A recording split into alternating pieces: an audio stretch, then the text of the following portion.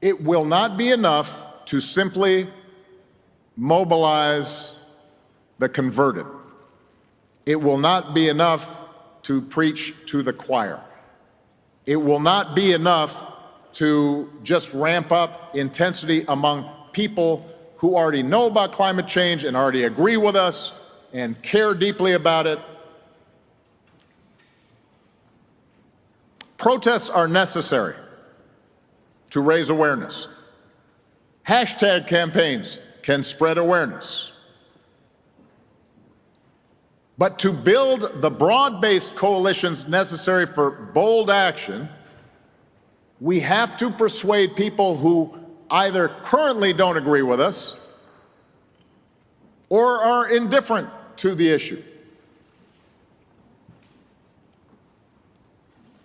And to change the minds of those fellow citizens in our respective countries, we have to do a little more listening. We can't just yell at them or say they're ignorant. We can't just tweet at them.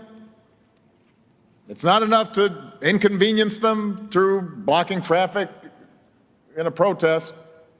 We actually have to listen to their objections and understand the reluctance of some ordinary people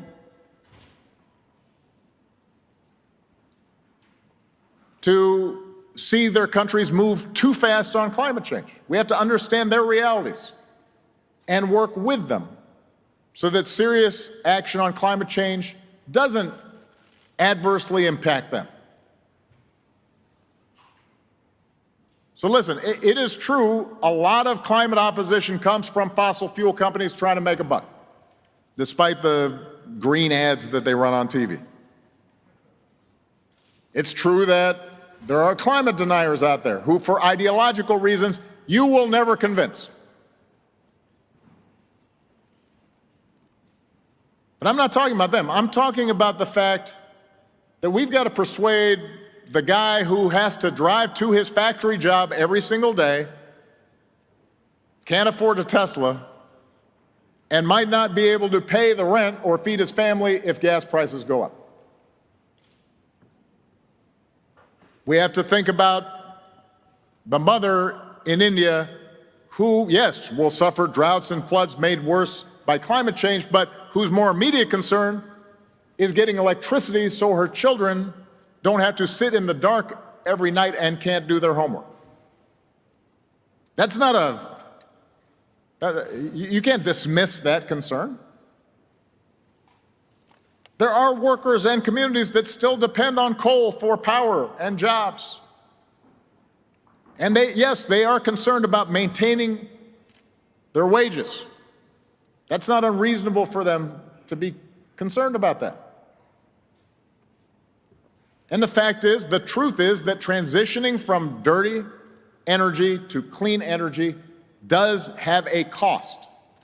And it is not unreasonable for people who often are already economically vulnerable and maybe don't feel particularly politically powerful, it's not unreasonable for them to think that for all the highfalutin talk, some of those costs of transition will be borne by them, not by the more powerful and the privileged. That's not an unreasonable perspective for them to have.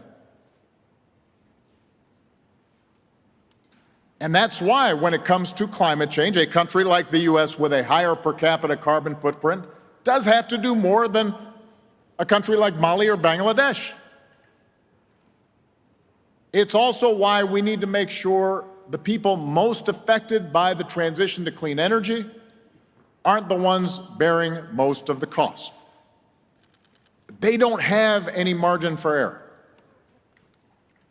I can afford to give up a lot of my current lifestyle to benefit the planet because I'll still have a lot left over. A lot of folks don't have that cushion. So that means that any climate plan worth its salt has to take these inequities into account, whether it's through subsidies to poor people to ease the transition to clean energy, whether it's technology transfers that help poor countries meet their development goals by leapfrogging dirty fuels. We have to pay attention to those embedded inequities and the politics that surrounds that. And that's not easy.